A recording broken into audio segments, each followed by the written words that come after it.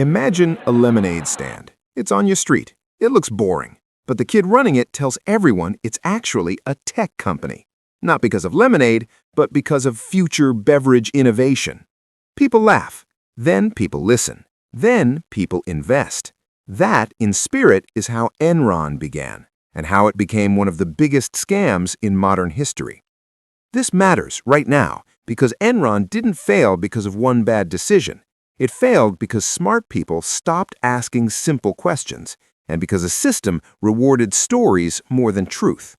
So let's strip this down. No jargon, no balance sheet gymnastics, just the scam, explained so simply that once you see it, you'll wonder how it fooled anyone at all. Enron started as a boring company: pipes, gas, energy. It bought natural gas from producers and sold it to power plants, like a middleman. Not exciting, not Wall Street material. Then came a big idea. What if Enron wasn't an energy company? What if it was a market? Instead of just selling gas, Enron would create a place where energy could be traded, like a stock exchange, but for electricity, gas, even weather. This was the 1990s. The internet was exploding. Anything with the word market or platform sounded futuristic. So Enron rebranded itself. Not a utility, a tech-forward trading powerhouse. Wall Street loved it, because Wall Street doesn't just buy profits, it buys stories. And Enron's story was perfect. Fast growth, complex business, charismatic executives, and numbers that always seemed to go up. But here's the first simple truth. Enron didn't actually make that much real money, so they changed how they counted it. Normally, if you sell something, you record profit when the cash arrives. Enron said, that's old thinking. Instead, they used something called mark-to-market accounting. Here's what that means without the fancy words. Imagine I promise to sell you lemonade every day for the next 10 years. You haven't paid me yet. I haven't made it yet. Nothing has happened. But Enron would say, let's guess how much profit we'll make over the entire 10 years.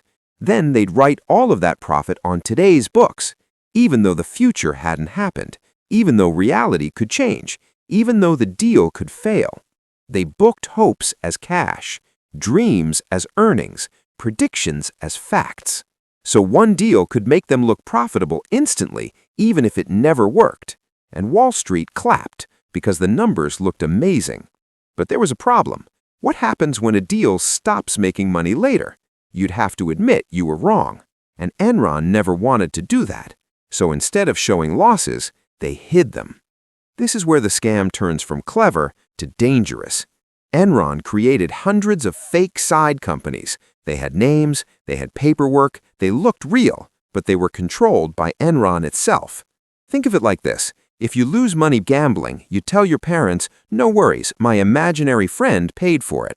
Except your imaginary friend is also you. Enron would move bad deals into these side companies. The losses disappeared from Enron's main books, like trash swept under a rug. To investors, Enron looked clean. In reality, it was rotting. And here's the most absurd part. Some of these fake companies were run by Enron executives themselves, meaning they were making personal money by hiding Enron's losses. The referee was also the player. The guard was also the thief.